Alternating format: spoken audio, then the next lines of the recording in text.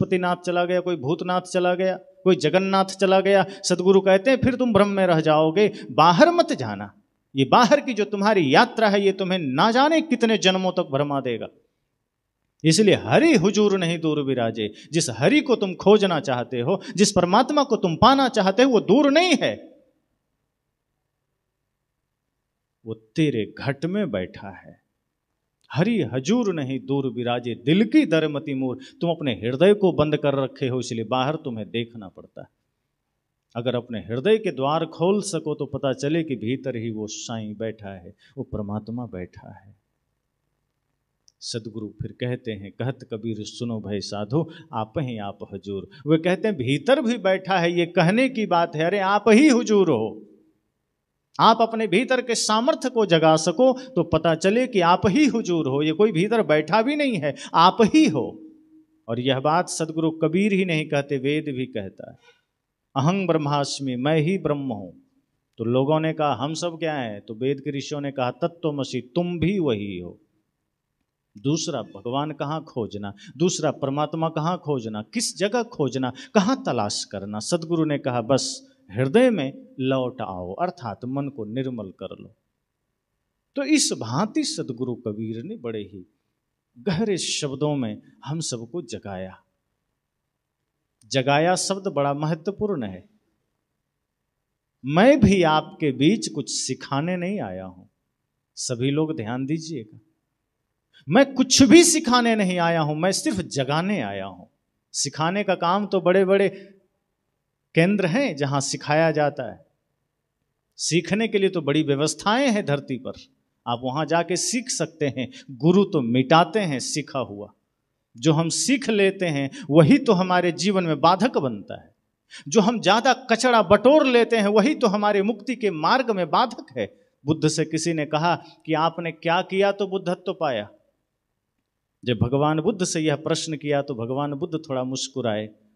लोगों ने कहा बताएं भगवान आपने क्या किया, क्या करना पड़ा आपको, आप बुद्धत्व कैसे पा लिए। तो भगवान बुद्ध ने क्या कहा, कहा जब तक करता रहा तो दूर था, जब तक कोशिशें करता रहा, प्रयास करता रहा, तब तक बुद्धत्व से दूर था। जब सब करना छोड़ दिया तो पता चला बुद्धत्व ही था।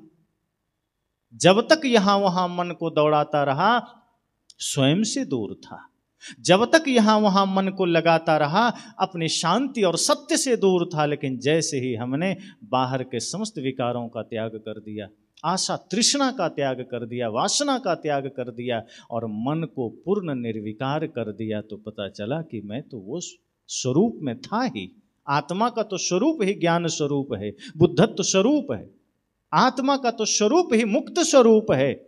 माया के अधीन होकर, संसार के अधीन होकर ये आत्मा बंधन में पड़ जाती है। तो वही बात मैं कह रहा हूं कि मैं कुछ सिखाने नहीं, मैं सिर्फ जगाने आया हूं, ताकि हमारी चेतना जग सके, हम जागृत हो सकें। और यह बात इसलिए मैं कह रहा हूं क्योंकि हम सदगुरु कबीर के विचार को मानने वाले हैं। और सदगुरु कबीर कोई संप्रदाय नहीं है, सदगुरु कबीर कोई मतपंथ नहीं है। सदगुरु कबीर पूरी सृष्टि की जीवन शैली है। सदगुरु कबीर का विचार संपूर्ण मानवता का दर्शन है। वो किसी एक पंथ, एक पक्ष की बात नहीं करते हैं, वो किसी संप्रदाय की बात नहीं करते हैं, वो किसी मत मजहब की बात नहीं करते हैं।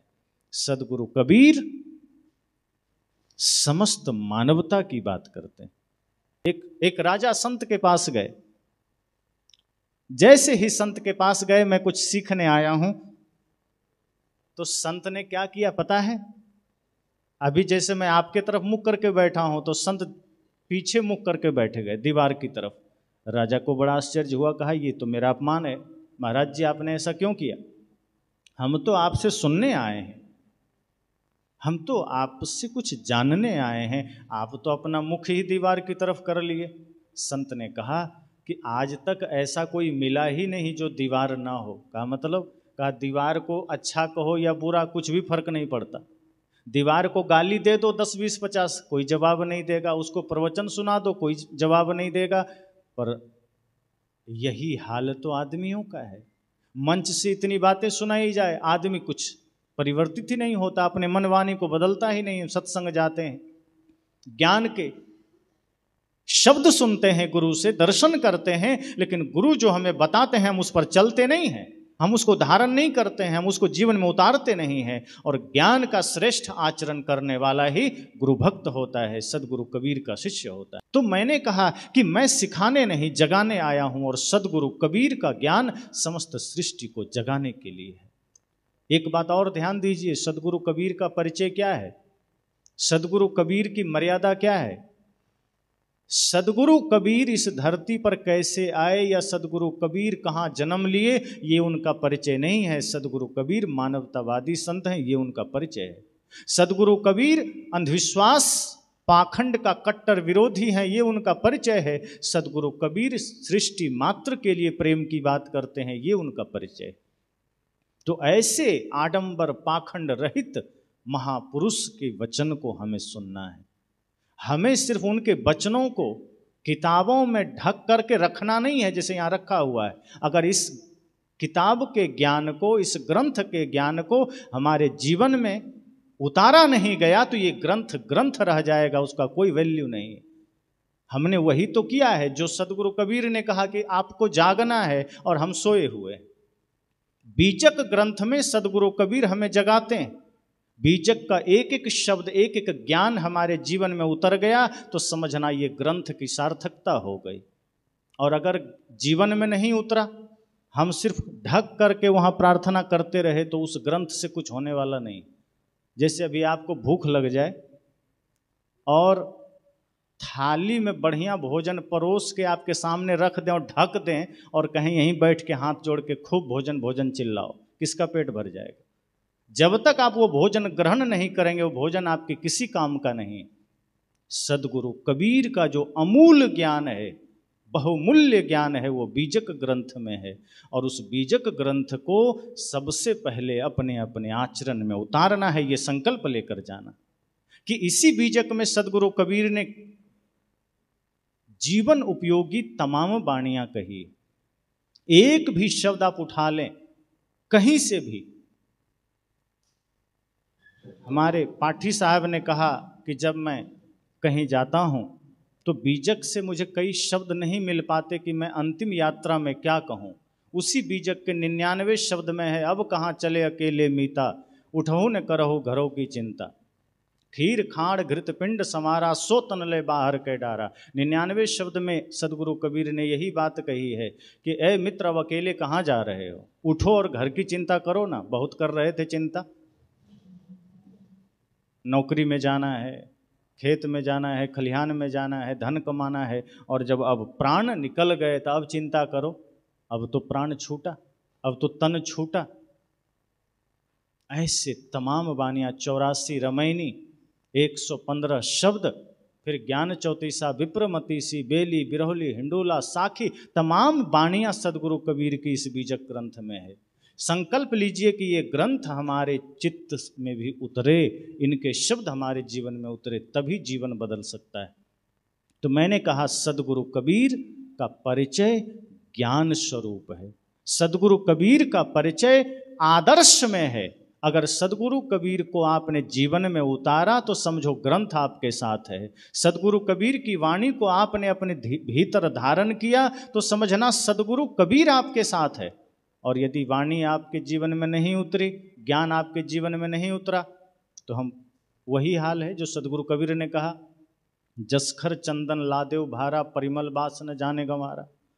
साहब ने कहा कि बहुत लोग क्या करते हैं, वेद शास्त्र गीता रामायण महाभारत तमाम ग्रंथों को सिर पर लादे घूमते रहते हैं। साहब ने कहा ये तो ऐसा ही है जैसे जसखर चंदन, बीजक की ही वाणी है।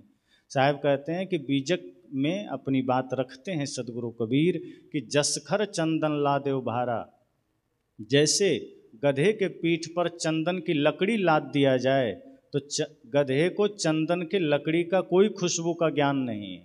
उसको तो जैसे आम की लकड़ी वैसे चंदन की लकड़ी। अगर यही काम हम करें कि महान संतों की वाणियों को, वेद हो या किसी भी शास्त्र को कोई आदमी पीठ पर लेके घूमे और उसका ज्ञान हमारे आचरण में नहीं, तो साहब की वाणी याद करना, जसखर चंदन लादेव भारा। अंध सो दर्पण वेद पुराना, दरबी कहाँ महारस जाना। साहब ने कहा कि अंधों के लिए जैसा दर्पण है वैसे ही अगर हम विवेक नहीं करेंगे तो शास्त्र हमारे लिए वैसा ही है। अगर आईने में अपना चेहरा देखना है, आईने में अपने आप को देखना है, तो आंख भी तो ठीक होना चाहिए। अगर कोई अंधा आदमी है तो दर्पण में अपने को नहीं देख सकता, दर्पण में वही देख सकता है जिसकी आंखें ठीक है। तो अगर हमारा विवेक जगा हुआ है, हमारी चेतना जगी है, तब हम गुरु संतों की वाणी को, सदगुरु कबीर की वाणी को समझ सकते हैं, जान सकते हैं। इसलिए मैंने कहा, सदगुरु कबीर कहते हैं मैं जगाने की चेष्टा करता हूँ, मैं आप सबको जगाना चाहता हूँ। साहब कभी नहीं कहे कि मैं कुछ सिखाना चाहता हूँ, मैं चाहता हूँ आप विद्वान बन जाएं। सदगुरु कबीर कहते हैं मैं ये चाहता हूँ कि आप मनुष्य बन जाएं। वे न तो हिंदू बनाना चाहते हैं, न मुसलमान बनाना चाहते हैं, वे इंसान बनाना चाहते हैं। जहाँ कहीं कोई कह रहा है कि आओ हम तुम्हें ईसाई बना देंगे, कोई कहता है हिंदू बना देंगे, कोई कहता है बौद्ध जैन बना देंगे, सदगुरु कबीर कहते हैं नहीं, मैं तुम्हें सिर्फ इंसान बनाना चाहता हूँ। ऐसे महानतम संत जो किसी भी पाखंड का समर्थन नहीं करते हैं बल्कि जड़ से उखाड़ फेंकते हैं, अगर उनके नाम पर हम पाखंड करते हैं तो फिर हम सदगुरु कबीर का अपमान करते हैं। सदगुरु कबीर ने क्या कहा कि पंडित का विरोध करो, ब्राह्मण का विरोध करो। सदगुरु कबीर ने कहा ब्राह्मणवाद का विरोध करो। क्या उन्होंने कहा कि मनुष्य कुछ भी गलत कर रहा है तो मनुष्य का विरोध करो? नहीं, उसके कर्म का विरोध करो। अगर कर्मकांड का आप विरोध करते हैं, ब्राह्मणवाद का विरोध करते हैं, तब जीवन में चेतना जगेगी। लेकिन हम वैसा नहीं करते। हम ब्राह्मण का विरोध तो कर देते हैं, ब्राह्मणवाद का विरोध नहीं करते। हम कहते हैं कि नहीं, ब्राह्मण को बुला के कुछ नहीं कराना है, लेकिन अपने ही मत पंथ में कोई ब्राह्मण तैयार हो जाता है, वो कर्मकांड करने चला आता है।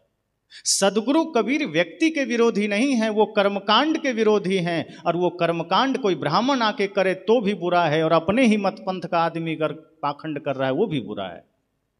अगर हम राम के मंदिर में जाके प्रार्थना कर रहे हैं तो राम हमें मोक्ष नहीं दे सकते, और यदि हम कबीर के मंदिर में जाके प्रार्थना कर रहे हैं तो कबीर साहब भी मोक्ष नहीं दे सकते। यह बात स्वयं सदगुरु कबीर ने कही, और इस सत्य को हमें स्वीकारना चाहिए। लेकिन नहीं, हम राम के मंदिर जाने से तो अब बचने लगे, कृष्ण के मंदिर जाने से बचने लगे, लेकिन उनके जगह पर हमने बुद्ध के, कबीर के, रैदास के मंदिर बना लिए कि अब हमें आप मोक्ष दीजिए। काम तो वही कर रहे हैं, पाखंड तो वही कर रहे हैं, जो राम को मानने वाले कर रहे हैं वही हम कर रहे हैं। सदगुरु कबीर ने कहा दिल मह खोजो दिल ही माँ खोजो यह करीमा रामा। वे नहीं कहते कि मंदिर में खोजो। जब वो कहते हैं मंदिर में भगवान नहीं है तो राम के मंदिर में भी नहीं है, कबीर के मंदिर में भी नहीं है, फिर कबीर को आप कहाँ खोज रहे हैं? अगर सदगुरु कबीर को खोजना है तो अपने भीतर खोजो, उनके ज्ञान के थ्रू उनको खोजो। सदगुरु कबीर को जानना है तो उनके दर्शन के द्वारा जानो। जैसे सूरज को जानना है आपको तो रात में जान सकते हैं क्या? सूरज को देखना हो तो रात में नहीं देखा जा सकता, सूरज को देखना है तो सूरज के ही प्रकाश में देखा जा सकता। सूरज के ही प्रकाश में सूरज को देखा जा सकता है। इसी तरह सदगुरु कबीर को जानना हो, सदगुरु कबीर के ज्ञान को समझना हो तो उसी तरह विवेकी बनकर जाना जा सकता है। पाखंड के द्वारा नहीं जान सकते, आडंबर के द्वारा नहीं जान सकते, भ्रम के द्वारा नहीं जान सकते। लेकिन आज हम सदगुरु कबीर के नाम पर तमाम भ्रम कर रहे हैं। आज हमने भी वो सारे बाह्य कर्म कांडों को जीवन में धारण कर लिया जिसका हम विरोध करते थे। हवन नहीं करना, यज्ञ नहीं करना, पूजन नहीं करना, लेकिन हम भी वही कर रहे हैं। कोई वेद मंत्र पढ़ के हवन कर रहा है तो हम कबीर की वाणी पढ़कर हवन कर रहे हैं। अंतर क्या है? कोई पूरब मुख करके खड़ा था, हम पश्चिम मुख करके खड़े हो गए, बात उतनी ही है। खड़े तो हम भी कहीं ना कहीं हैं। सदगुरु कहते हैं हवन करना है तो अपने बुरे विचारों का कर देना। ये अग्नि जला करके जौ तेल घी फूंकने की क्या आवश्यकता है? अगर हवन ही करना है तो ये ज्ञान कुंड है, समझ जाना, इससे बड़ा यज्ञ कुछ नहीं। इसको कृष्ण भी स्वीकारते हैं कि अर्जुन, ज्ञान यज्ञ से श्रेष्ठ कोई यज्ञ नहीं, द्रव्य यज्ञ तो बहुत छोटा यज्ञ है। और सदगुरु कबीर भी कहते हैं कि जहाँ ज्ञान है उससे बड़ा कोई तप नहीं, कोई यज्ञ नहीं, उससे बड़ा कोई धर्म नहीं, उससे बड़ा कोई तीर्थ नहीं। तो ये सत्संग से बड़ा यज्ञ कुछ दूसरा नहीं है। और यदि आप यज्ञ करना चाहते हो तो इस सत्संग रूपी यज्ञ में अपनी अपनी बुराइयों की आहुति दे दो, आपका यज्ञ हो गया। और बाहर आप कुछ भी करते रहो, कुछ नहीं होगा। ये सत्संग रूपी यज्ञ में अपने बुराइयों की आहुति देना, अपने मन को निर्मल कर लो, इससे बड़ा तीर्थ और कुछ नहीं है। आप काशी में बैठे रहें 24 घंटे और मन में गंदगी है तो आप तीर्थ में नहीं हैं। तीर्थ में आपको जाना है तो मन निर्मल कर लीजिए, आप अपने घर में भी तीर्थ में हैं। यही तो सदगुरु कहते हैं कि जहाँ जहाँ डोलो सो परिक्रमा, जो कुछ करो सो पूजा। हम कबीर साहब की वाणी मानते ही नहीं। वे तो कहते हैं मन निर्मल कर लो, झाड़ू लगाओ, पूजा है। मन निर्मल कर लो, अपने घर के लोगों के लिए भोजन बनाओ, वही प्रसाद है। मन अगर निर्मल है तो आप शौचालय साफ करो तो वो भी पूजा हो जाएगा, और मन गंदा है तो किसी मंदिर में बैठ के पूजा करो, वो पूजा नहीं है, पाखंड है। सदगुरु कबीर पाखंड का विरोधी हैं, सदगुरु कबीर आडंबर के विरोधी हैं, और आज हमने ही उन्हें पाखंड में बांध दिया। सदगुरु कबीर के विचारों को पाखंड में बांधने की आवश्यकता नहीं है। उन विचारों से तो पाखंड को भगाना है, पाखंड से मुक्ति चाहिए। आज मानवता ऐसे ही त्रस्त है ईश्वर भगवान परमात्मा के नाम पर। आज ऐसे ही देवी देवता के नाम पर आदमी त्रस्त है। एक और जहां आदमी भगवान के नाम पर निकम्मा होता जा रहा है, वहीं हमने ऐसे महापुरुष जो हमें जगाने आए, हम उनको भी वहीं जाके बैठा दिए। सदगुरु कबीर, भगवान बुद्ध, गुरु रैदास, गुरु नानक देव में समानता है, राम कृष्ण आदि में असमानता है। क्यों? क्योंकि उन्हें लोगों ने परमात्मा कहा, राम को परमात्मा कहा, कृष्ण को परमात्मा कहा, शिव को परमात्मा कहा। बारीकी से समझिएगा। और लोगों ने खुद को क्या कहा कि मैं तो परमात्मा की कठपुतली हूं, मैं क्या कर सकता हूं, हम तो साधारण लोग हैं, क्षुद्र लोग हैं। वो तो राम थे, भगवान थे, इसलिए उनके लिए कुछ भी असंभव नहीं था, वो सब कर लेते। पर हम तो साधारण इंसान हैं, हम तो कुछ नहीं कर सकते। कलयुग में तो हमारे लिए और समस्या है। तो वहां लोगों ने कहा कि तुम नाम जप कर लो, कलयुग केवल नाम आधारा, सुमिर सुमिर नर उतर ही पारा, कि तुम राम का नाम जप लो, कलयुग में तुम पार हो जाओगे। भगवान तो तुम नहीं बन सकते, राम की तरह तुम नहीं बन सकते, क्योंकि राम तो परमात्मा है और तुम साधारण इंसान। लेकिन भगवान बुद्ध ने, महावीर ने, सदगुरु कबीर ने, गुरु नानक देव ने, गुरु रैदास ने ये शिक्षा हमको दी कि नहीं, जैसे हम साधारण इंसान बनकर इस धरती पर आए और हमने त्याग से, वैराग्य से, साधना से, ज्ञान से अपने को उस अवस्था में हम स्थापित कर लिए कि आज लोग हमें भी भगवान मानने लगे। तुम भी कर सकते हो। जिस सत्य को मैंने पाया है आप भी पा सकते हो। कबीर साहब ने सरल कर दिया।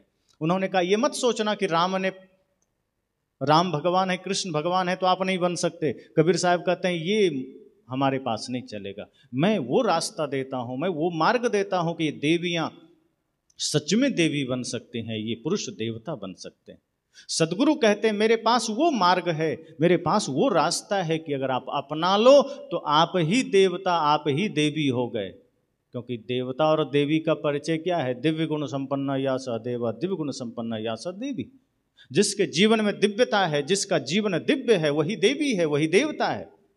कोई आकाश में बैठा हुआ देवता नहीं है, कोई अलग लोक में बैठा हुआ देवता नहीं है। जिसका मन निर्मल हो गया, जिसके जीवन में करुणा प्रेम आ गया, वो देवता हो जाता है, वही देवी हो जाती है। ये माताएं जब अपने वात्सल्य भाव में किसी भी के लिए प्रेम रखती हैं, बच्चों के लिए, और मातृत्व लुटा देती हैं, तो वही जगत जननी बन जाती है।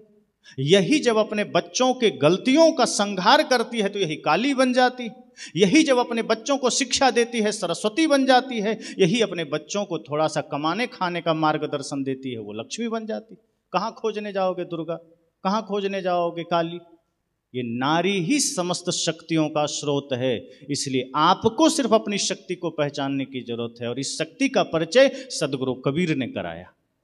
जहां एक और भारतवर्ष में नारियों को पढ़ने का अधिकार नहीं था, जहां इन्हें मंदिर जाने का अधिकार नहीं था, मंच पर बैठने का अधिकार नहीं था, विद्यालय जाने का अधिकार नहीं था, वहां तब भगवान बुद्ध के बाद हमारे संतों ने और खास करके सदगुरु कबीर साहब ने सबको एक किया कि नहीं, को पुरुषा को नारी, कौन स्त्री कौन पुरुष, शरीर से भले ही भिन्नता है प्रकृति का दिया हुआ शरीर किसी का स्त्री का है, किसी का पुरुष है, पर भीतर तो वही आत्मा बैठी है, वही चेतना बैठी है, दोनों में कोई भिन्नता नहीं है।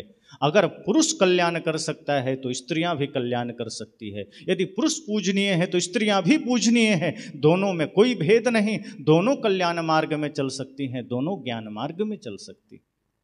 तो सदगुरु कबीर की वाणी कठोर जरूर लगती है, लेकिन है सत्य। सदगुरु कबीर की वाणी आडंबर रहित वाणी है। हम सब का दायित्व है कि हम कम से कम उनकी वाणी को आडंबर में ना बांधें, हम उनको आडंबर में ना बांधें। उनके नाम पर भी बहुत आडंबर चलते हैं, बहुत भ्रम चलते हैं, पाखंड चलते हैं। ज्ञान से दूर दूर तक लेना देना नहीं होता, सत्य से दूर दूर तक लेना देना नहीं होता। लेकिन आप समझ लो कि आप जब सत्य से दूर होते हो तभी आप पीछे हो जाते हो, तभी आपको लोग दबाना शुरू कर देते हैं। और कुछ चालाक लोग होते हैं जो आपके इसी सरलता का फायदा उठाते हैं कि ये लोग तो है ही भोला भोला भाला, इसको बदला जा सकता है, माइंड को डाइवर्ट किया जा सकता है, और फिर आपको फंसा देते हैं। और फिर आप कर्मकांड में लग जाते हैं, फिर आप भ्रम में लग जाते हैं, फिर आप तमाम आडंबर में लग जाते हैं, फिर आप पिंडदान करने गया भी पहुंच जाते हैं, फिर आप अपने दरवाजे पर सत्यनारायण व्रत की कथा भी करवा लेते। ये अलग बात है कि सत्यनारायण व्रत कथा में ना सत्य है और ना नारायण है, दोनों नहीं, लेकिन कथा चल रही। उसमें आप ठीक से देखो तो सत्यनारायण व्रत में सत्य भी नहीं है, नारायण भी नहीं, एकदम झूठ है। उसको सत्यनारायण व्रत कह दिया और आप ही लोग करा भी लेते। श्राद्ध भी आप बुला के करा लिए, जन्मदिन हो तब भी आप पुरोहित बुला लिए, विवाह है तब भी आप पुरोहित बुला लिए। सदगुरु कहते हैं अपने आप को इस योग्य बनाओ कि गुरु संत को बुलाओ। पुरोहितों को बुलाने की क्या आवश्यकता है, पाखंडियों को बुलाने की क्या आवश्यकता है? जो आपकी बुद्धि को गुलाम कर रहा है, जो आपको गलत मार्गदर्शन दे रहा है, उसे नहीं बुलाना है। तरीका बदलो, जीवन चरित्र बदलो, जीवन दर्शन बदलो, जीवन शैली बदलो, तब जीवन में कुछ अच्छा होगा, शांति मिलेगी। वरना सदगुरु कबीर की वाणी रटते रह जाएंगे, मिलेगा कुछ नहीं। इसलिए सदगुरु कबीर कहते हैं कि मैं जो कहता हूं उस पर चिंतन करना, मंथन करना। मैं रटी हुई बात नहीं कहता, मैं कहता आँखन देखी, तू कहता कागज की लेखी, मेरा तेरा मनवा कैसे खोए रे। मैं तो आंखों देखी बात करता हूं, जो सत्य है वही कहता हूं। मैं ये चिंता नहीं करता कि कोई हमसे नाराज हो जाएगा। सदगुरु कबीर को मानने वाले सत्य पथ के राही होते हैं। मैं सच्चे पथ का राही हूं, कह सकता दिन को रात नहीं, ईमान बेच दूं टुकड़ों में, ये मेरे बस की बात नहीं। जो सदगुरु कबीर को मानने वाले हैं वो सत्य को मानने वाले। कई लोग मुझे कहते हैं कि राम मुक्ति नहीं दे सकते, कृष्ण मुक्ति नहीं दे सकते, तो क्या आपका कबीर मुक्ति दे देगा? मैं कहता हूं कबीर साहब ने कहा ही नहीं। अगर उन्होंने कहा कि राम मुक्ति नहीं दे सकते, कृष्ण मुक्ति नहीं दे सकते, तो सदगुरु कबीर ने कहां कहा कि मैं मुक्ति दे सकता हूं? सदगुरु कबीर ने कहीं नहीं कहा कि मैं मुक्ति दे सकता हूं। उन्होंने सिर्फ इतना कहा कि मैं मुक्ति का मार्ग दे सकता हूं, मैं मुक्ति का रास्ता दे सकता हूं। चलना तो आपको है। कबीर साहब ये घमंड नहीं करते कि मैं तुम्हें मोक्ष में भेज दूंगा। ये तो आज बड़े बड़े धर्माचार्य बैठे हैं, धर्मगुरु बैठे हैं व्यास गद्दी पर, वे कहते हैं तुम्हें कुछ नहीं करना है, मैं जो मंत्र दे रहा हूं जाप कर लो, स्वर्ग भेज दूंगा। जैसे स्वर्ग उनके पिताजी का है। अरे स्वर्ग है, अपने मन को निर्मल करो, यही स्वर्ग है। बाहर कोई स्वर्ग है? बाहर कोई नर्क है? इसी जीवन में आदमी दुख में है वो नर्क में है, इसी जीवन में आदमी सुख में है वो स्वर्ग में है। बाहर कोई स्वर्ग नर्क नहीं है। ये ध्यान रखना कि बाहर कुछ मिल जाएगा, कि कोई परिवार में गुजर जाए तो गया में जाके पिंडदान कराना, कुछ नहीं होगा। सदगुरु कबीर कहते हैं अंतिम संस्कार नाम है, अंतिम संस्कार हो गया, सब क्रिया हो गई, उसके बाद कुछ नहीं होता। जीते जी अगर कुछ किया तो समझो उसके निमित्त हुआ, मरने के बाद कुछ नहीं होगा। जीते जी हो सकता है। तो सदगुरु कबीर के ज्ञान को भी पाखंड की सीमा में मत बांधिए। सदगुरु कबीर के ज्ञान वो निर्मल ज्ञान है, वो पावन ज्ञान है, जिस पर हमें चलना है, जिसे जीवन में उतारना है, जिस पर हमें आगे बढ़ना है। अभी सदगुरु कबीर की प्रतिमा लगी है। जिस दिन सदगुरु कबीर का ज्ञान आपके आचरण में उतर जाएगा, फिर आप देखोगे कि आपके हृदय में सदा कबीर साहब विराजमान है। सदगुरु कबीर वैसे भी प्रतिमाओं में नहीं होते, वो प्रतीक मात्र है। एक बात में समझ लीजिए आप सब कि यहाँ हम पाखंड की एक रत्ती बात नहीं कर रहे, हम सदगुरु कबीर के मूल बात कर रहे हैं, मूल ज्ञान की बात कर रहे हैं, जो खुद वो दूसरों का विरोध करते हैं, वही बात मैं कह रहा हूँ। सदगुरु कहते हैं ना पत्थर में, ना पानी में, ना ब्रह्मांड आकाश में, खोजी होए तुरंत मिल जाऊं सब सांसों की श्वास में। इसलिए मैं कहता हूं कि इस चित्र में भी कबीर साहब नहीं है। तो फिर लोग कहेंगे तो लगाते क्यों हैं? तो लगाते हैं प्रेरणा लेने के लिए, प्रतीक मात्र है। चित्र प्रतीक हुआ करते हैं, और चित्र इसलिए लगाए जाते हैं क्योंकि उसके पीछे उनका महान चरित्र खड़ा होता है। हर किसी का चित्र नहीं बनता। तो सदगुरु कबीर का जो चित्र है वो प्रार्थना के लिए नहीं है। एक बात याद रखना, सदगुरु कबीर का जो चित्र है वो अगरबत्ती घुमाने के लिए नहीं है, वो प्रेरणा लेने के लिए है। नतमस्तक होकर के उनके जीवन चरित्र को याद करना और अपने जीवन में उतारना, इसलिए वो चित्र है। सदगुरु कबीर के चित्र को राम की तरह मत व्यवहार करने लग जाना। सदगुरु कबीर की प्रतिमा को कृष्ण की प्रतिमा और दुर्गा की प्रतिमा की तरह मत व्यवहार करने लग जाना, वरना सदगुरु कबीर के साथ हम वही कर बैठेंगे जो लोगों ने राम के साथ किया। तो सदगुरु कबीर की प्रतिमा सिर्फ प्रतीक है, वो जगाने के लिए है समाज को कि ये सदगुरु कबीर हैं और इनके पीछे इनका महानतम ज्ञान है, महानतम आचरण है, महानतम जीवन दर्शन है, वो हमें भी उतारना है। और अगर सदगुरु कबीर की बातें हृदय में आ गई तो समझना ये चित्र बाहर नहीं आपके भीतर बैठ जाएगा। और जिस दिन सदगुरु कबीर इस हृदय में विराजमान हो गए तो आपकी वाणी में, आपके आचरण में, आपके चिंतन में, आपके रोम रोम में वाणी सदगुरु कबीर साहब विराजमान हो गए। तो आपको निर्णय करना है कि कबीर को भी राम की तरह ही बनाना है, वैसे ही भगवान बनाकर अलग कर देना है, या फिर उनके बताए मार्ग पर चल करके सत्य को जानना है। सदगुरु कबीर कहते थे कि मुझे भगवान मत बना देना, बल्कि, और सरलता होती है, ईमानदारी की बात बताऊं, किसी महापुरुष को भगवान बनाने में आदमी अपनी सरलता खोजता है।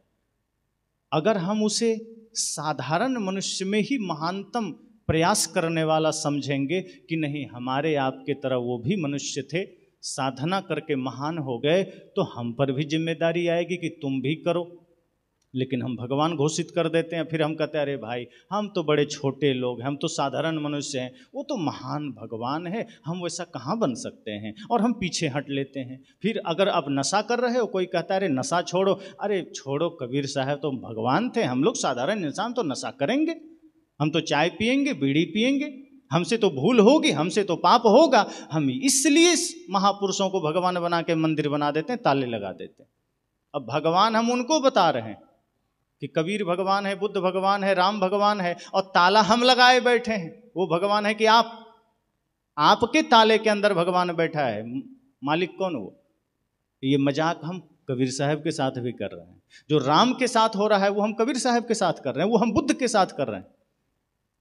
महाबोधि मंदिर जब मैं गया तो मैं देखा कि जिस तरह से लोग मनोकामना राम के मंदिर में जाकर मांगते हैं, वही मनोकामना भगवान बुद्ध के मंदिर में मांग रहे हैं।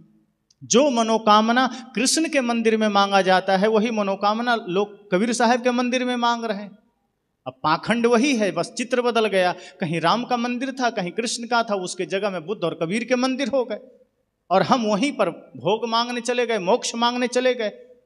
सदगुरु कहते हैं कोई आवे बेटा मांगे, यही गुसाई दीजिए जी, ऐसी है दीवानी दुनिया, भक्ति भाव नहीं बूझे जी।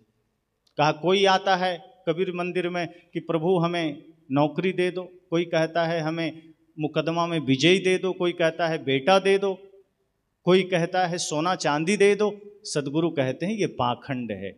गुरु से कभी भी सोना चांदी मांगने मत चले जाना। गुरु से मांगने के लिए धन दौलत नहीं है। अगर गुरु के पास जाओ, सदगुरु कबीर से कुछ मांगना हो, हालांकि सदगुरु कबीर से मांग ही नहीं सकते क्योंकि वो शरीर में तो नहीं है, लेकिन वर्तमान में जो गुरु संत होते हैं वो सदगुरु कबीर के ज्ञान को हमें दर्शाने वाले होते हैं। तो वर्तमान गुरु ही मानो हमारे सदगुरु कबीर हैं। तो अगर हम उनके सामने चले गए और कुछ मांगना पड़े तो संत गुरुजनों से सोना चांदी मत मांग लेना, मुकदमे में विजय का आशीर्वाद मत मांगने चले जाना, साड़ी मत मांगने चले जाना, कपड़े लत्ते कुछ नहीं, घर मकान कुछ नहीं। ये कहना गुरुदेव शरीर मिला है, इस शरीर से श्रम करके हम 2 रोटी की व्यवस्था कर लेंगे।